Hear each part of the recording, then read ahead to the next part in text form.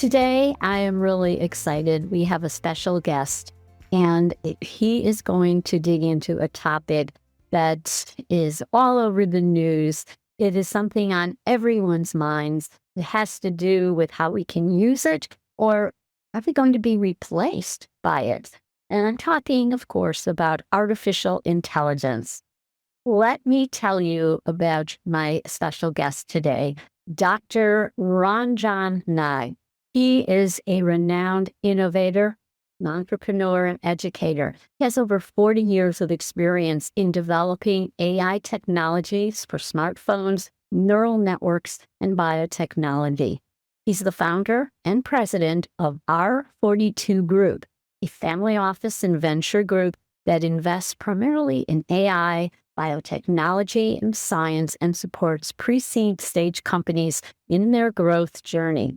He's an adjunct professor in genetics in the Stanford School of Medicine and a visiting fellow at the Stanford Center for Language and Information, where he teaches popular courses on AI, genes, ethics, longevity science, and venture capital.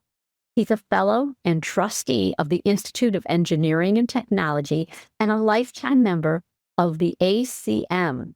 He has won multiple prestigious awards, including the IET Mountbatten Medal, the $1 million Verizon Powerful Answers Award, the COGX AI Lifetime Achievement Award, the MIT Great Dome Award, and is the 2024 Silicon Valley Engineering Council Hall of Fame inductee.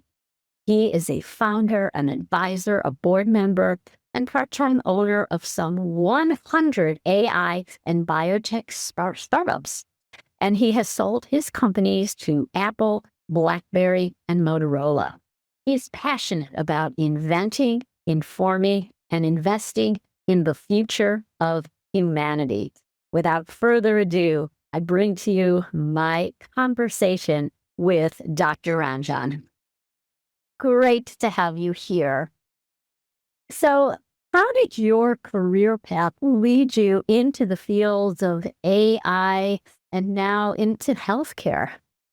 No, okay. Very long and boring story, I'm afraid.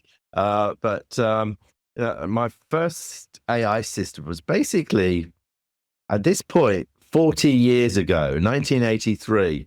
And as I was entering the field, I thought I was late. It was my undergraduate project at Birmingham University, England, and I was building a speech recognition system that could transcribe speech. I'd tell everyone, I'm building a machine that can understand what you're saying.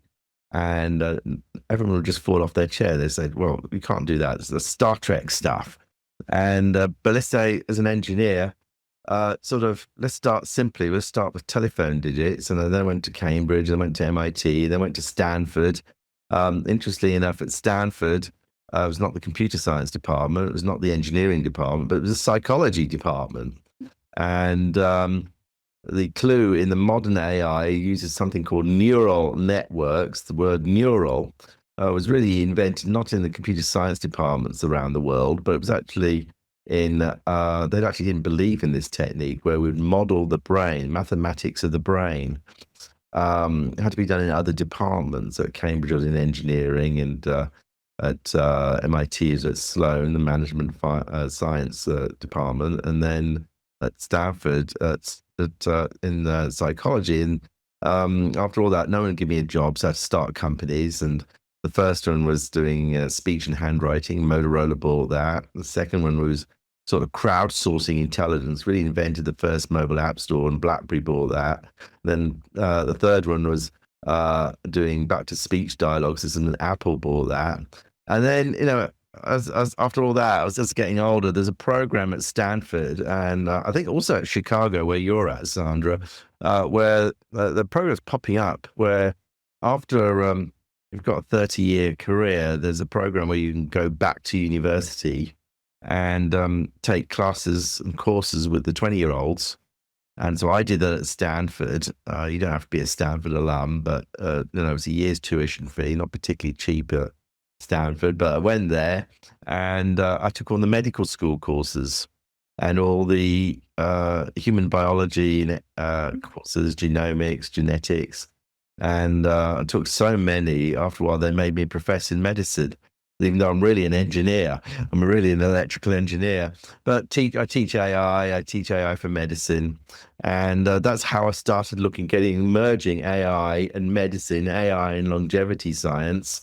I teach longevity science at Stanford, and some of the courses I teach in the evening, where anyone can take. Actually, the Stanford's cheapest courses. There are a few $100s, I guess, and some of them are online. So maybe some of your audience might be interested in that. That's my career, Sandra. Well, you've had a legendary career and have been such an innovator, but what do you see as we look at AI? How do you see it transforming healthcare, particularly over the next decade? Yeah. So, as I said, AI was the term artificial intelligence coined in 1956. So when I entered in the 1980s, I thought I was late. Of course, it's hit mainstream in the last 3 years, and that's what people think what AI is. But even before that, AI started to inject itself in the healthcare system in image processing, for example, looking at pap smears, looking at X-rays.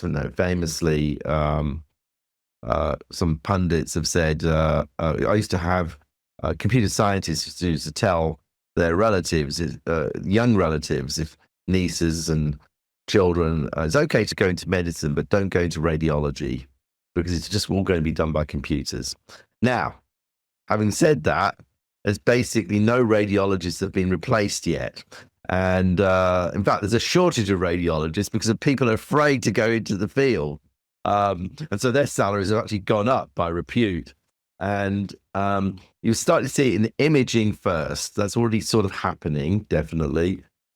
What came about a couple of years ago was ChatGPT, Generative Pre-trained Transformers. That's what that stands for. And that allowed people to interact with AI with just normal English instead of Python or programming languages. And when it first came out, people said, well, be afraid of it giving you medical advice, be afraid of it's hallucinating, giving you the wrong answer, even though it looks like it's confident. We're seeing it still hallucinates, but humans get the wrong answers too. We're seeing actually people use it because of particularly in the US, because healthcare is so expensive. People are using it in the initial state to research their illness, research their issue. Sometimes if it's expensive, they stop there, and it's usually better than nothing. But often they'll then go into their doctor, and it's a different relationship than maybe 35 years ago, when my doctor used to tell me, well, don't believe anything you read on the internet. And give her all these printouts, but now she says, well, Ronjon, what do you think it is? Because she knows I've spent 2 hours researching it, and we have a 10-minute consultation. And if I'm coming in as an informed patient, it's more of a discussion, right? And she's obviously seen 25,000 patients, and I haven't. Even though I'm a professor in medicine, I'm more on the science side. And we say, well, it might be this. It might. Oh, well, no, it's not that. It's not that. She can. So it's more of a discussion. And so you're going to see that. But then the next step, right now, we've got AI at the level of a single PhD working at 1 time speed in one expertise. Well, people are really thinking about, is it possible to what's called not artificial intelligence, but super intelligence, where it's 100 PhDs working at 100 times speed. At that point, then people are worried whether AI will take over, Terminator, these kinds of sort of scenarios. But at that point, we may be able to get exponential learning, exponential research, exponential sort of results of amazing research that's been done at rapid speed. And so you're going to see, I think, the medical system, you're seeing it they're less critical of AI systems now. You're seeing it, and people are saying, "Well, okay, yeah, let's use it." I've heard many cases where people are taking camera shots of moles, and it's saying, this is a melanoma. Go and see your doctor, etc. Whereas otherwise, you're waiting 2 or 3 weeks for an appointment, and so you're going to see this merging of AI in medicine, AI in healthcare. Uh, Kicking and screaming, I think people kicking and screaming with the medical community. You're going to see people taking ownership of their own health, their own data, learning their own data. It'll be less, quote unquote, respect as about maybe 35 years ago with the white coat. It'll be more like a profession that people are expected on all sides to have a higher level of learning. That's my 2 cents. I actually don't know what's going to happen, but that's what I think is one scenario. Yes, and I mean this very sincerely. What you think is something that is to be considered, not taken lightly, because of your background, your experience, and I see this as a very promising for healthcare and the developments. One of the things that I see happening is the absence of what we used to call bedside manner. Now, I had a pediatrician, my mother, we had a doctor, and they made house calls, and they didn't have the best technology. Of course, they didn't have AI, but they had this human connection, and they took time with people. And as we have gotten better with technology, many people feel that they've lost that. It's impossible to even get an appointment with your doctor, your primary care doctor. When you do, as you alluded to, you get 10 minutes with them at most, and they don't even know your name half the time because you're in these big medical practices where there's thousands of doctors. You don't see the same person with each visit. So you can share your thoughts on this. So are we, what direction do we really need to be going in? Have we lost that human connection? And what I do is train health coaches to not to replace doctors, but to offer that that we have lost in modern healthcare. Yeah, it's very important for the empathy, the human touch. Often, when I see my doctor, I say, "Well, obviously you're smiling, you're coming in, and there's nothing wrong. I can tell there's nothing wrong with you, but let's do some tests anyway." And they can that's the human instinctive approach. Now, there has been research that's been done with AI and empathy, and they've found actually some results have shown that actually the AI is actually more empathic than humans are. So, but that's from a technical level. I think we all know there is a sort of a different, people know it's a machine now. When someone's written you a GPT paragraph, email, and then oh, they've been lazy. Why can't they just type what they really think instead of and so I think being near each other, even Roger Penrose at Oxford, who got a Nobel Prize in physics, he talks about consciousness. What is consciousness? He talks about it as like the quantum forces in the molecules in your brain are creating small forces, and a lot of consciousness theoreticians are not very approving of his idea, but he has got a Nobel Prize. I think we should listen to him, and maybe that's kind of the love at first sight. There's these you have a connection with a human when it's a real human versus a computer that you don't get, a machine. That's such a good point. There are so many companies that are racing to get out AI health coaches. We've got Apple is on it, and Samsung, and Google's developing one, and they're claiming that they are going to be incredible for creating a relationship with. They're going to be able to guide people's behavior to change their lifestyle, for example.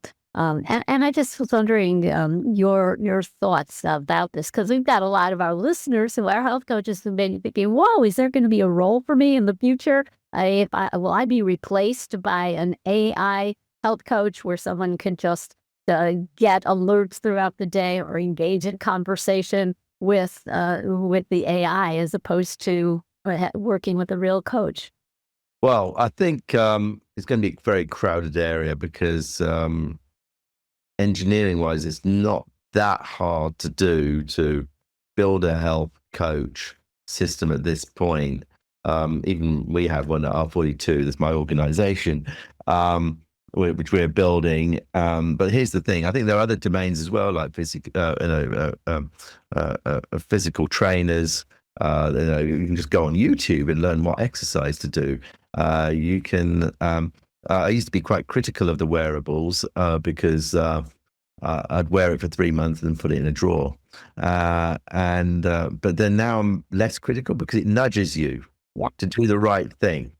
And the main thing, yes, there will be machines, and hopefully health coaches will use them. The thing is, you cannot replace is human accountability. If it's a machine telling me to do something, I can just ignore it. Yeah. I've got to see Sandra next week. And so, well, actually, I didn't actually do those push-ups that you told me to do. It's a different accountability versus a machine versus a human, where I have to really be accountable to you. That's why I think, many domains where you actually want the person to basically beat you up and tell you what to do. Otherwise, you just don't do it. I think that, yeah, absolutely. And the power is really the combination. It's not an either or. It's having a human coach who is then leveraging AI and leveraging what, for example, you are developing in terms of that AI coach who can support and not. So it's not necessarily either or. Exactly. If you could accelerate them, because your clients get lazy. And maybe they can see, they haven't done their jogging, and so send them a little encouraging personal note instead of a machine sending you a note, which just more. Yeah, absolutely. And the beauty of health coaching is really it's about self-efficacy. So what health coaches do so beautifully, all coaches really, is help you to have that aha moment when you realize, like, you can't take charge, and in healthcare, they can take charge of their health. And they can make these small changes in their daily habits that really do matter. So it's exciting to see what the future will bring with AI. And I'd love for you to share what you are doing in terms of longevity. We hear so much about longevity. It used to be called anti-aging, and now it's longevity. And you are doing some pioneering work. And so I wonder if you could share. Oh, yes. I've really been looking at it for the last 10 years, mathematics and medicine, right? And I guess the most interesting project that might be interesting for your audience, I've got quite a number of projects, ranging from a longevity portal, longevity retreats, longevity symposiums, longevity lectures, but it's my idea for a vaccine. A vaccine for what, you may ask? A vaccine for aging, an aging vaccine that stops you. So I'm in the mode now of asking big questions, big ideas instead of small questions. And some people say, just like the old speech recognition days, we say, well, that's impossible. How can you possibly do that? And of course, as we know, time and time again, it appears on our phone and we can actually do it. So we're using computational techniques to find out which pathways are common across as many diseases as possible, and which proteins need to be protected for which disease. So there's something called the central dogma theory, which is, we have DNA, and what's amazing, the DNA is the same in every cell, whether it's your stomach cell, your skin cell, but it's expressed differently. The DNA causes RNA, which creates proteins, and the proteins tell your cells what to do.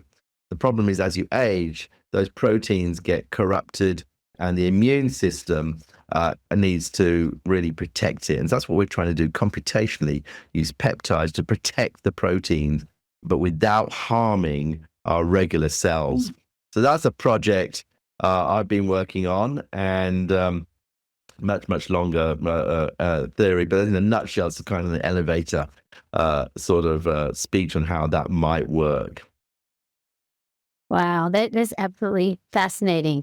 So yes, it's just the what can be done, and I think when we look back at as he's talked about with speech recognition, so much is like who could have imagined what we have now in terms of the technological advancements, and with these advancements, there are some people who have ethical concerns about.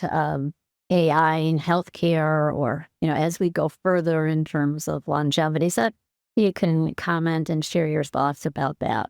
Yeah, certainly privacy, your genome doesn't want, I think at this point, my genome's probably on the dark web. It's too late.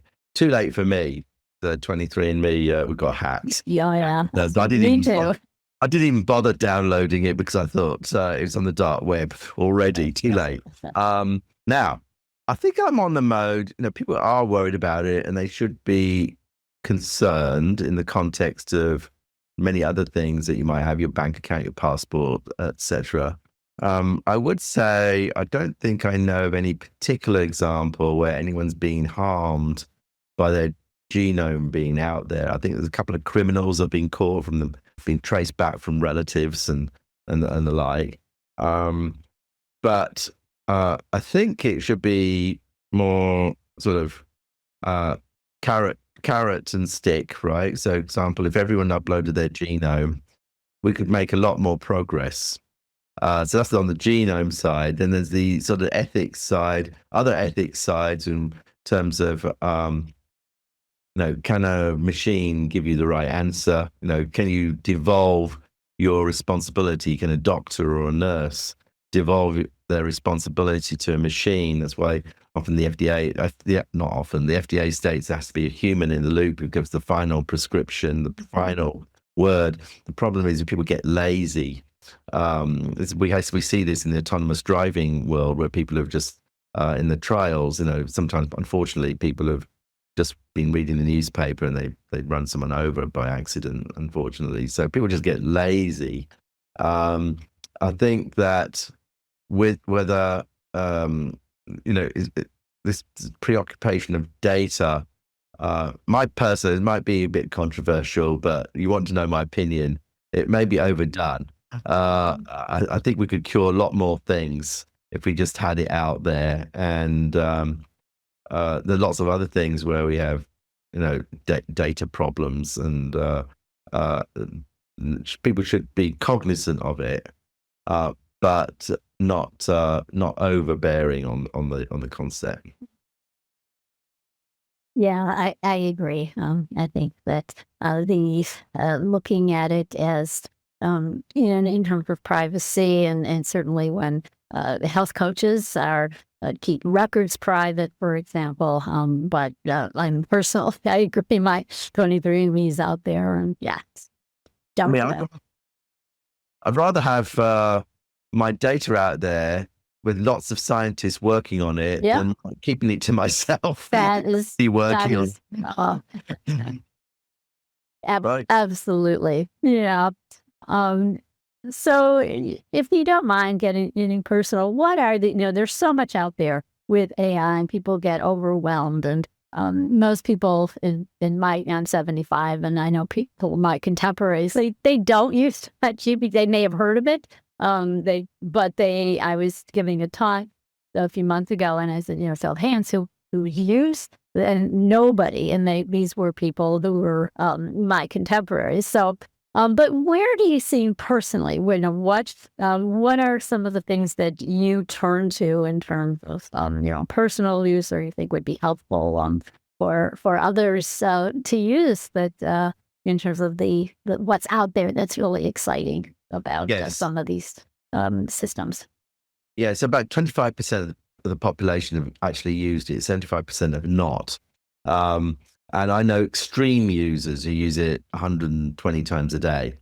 I think the feature that's popped up recently on ChatGPT is the voice control. So you can just talk to it, Yeah. It comes back to you.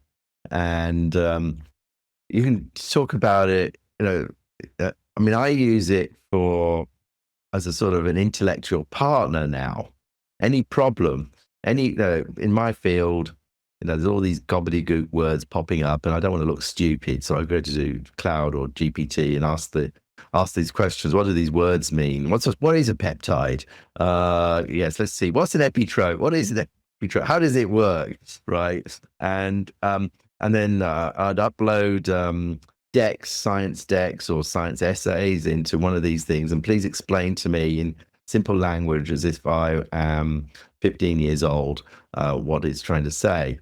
And there is a field known as prompt engineering, where you try and actually tell it exactly, and also negative prompt, tell it not what to do. Another little trick is you tell it what to do and then you say, please improve this prompt as well, automatically at the end. So it's actually better at you than writing the prompt. But you built it in instead of, some people do it as 2 steps. It's certainly using, I mean, I could have done it for this interview, tell me about Sandra, and it's going to be an interview on health coaching, and give me some clever ideas to tell Sandra.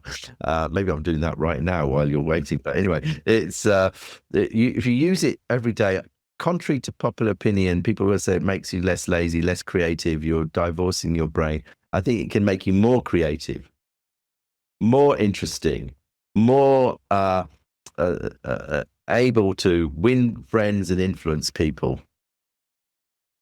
I agree. I use it more and more. Anything from, I can't think of who started a particular movie fast, or I'm having people over for dinner the summer night. What are some ideas? Now tell me the recipe for that. And I don't want to use eggs in that recipe. Make it a different way. So, and yes, absolutely, the prompt. I learned that as well, to ask it to give, how could I have improved? And sometimes we'll put it into 2 different systems like Perplexity and ChatGPT, and they're quite different. Yeah, and I think there is something called vibe coding. That's my other exciting thing, where hitherto you had to get engineers to help you build a project. And now you can just do it in English. So we're building entire applications. You just type in English. Each of your health coaches could go on, there's a mini industry of companies and sites and labs and tools. You just type in English and they'll build their website for them in 5 minutes, not in 5 days. Or 5 months. You can just do the whole thing, and you don't have to hire anyone. And it's they can start thinking about that. So it's going to be like PowerPoint. Everyone knows how to use PowerPoint. I wouldn't be able to give a lecture on PowerPoint. So what are you doing? A year from now, I won't be able to give a lecture on it. On some of the AI things I talk about now, they'll just say, "Oh yeah, of course I use it."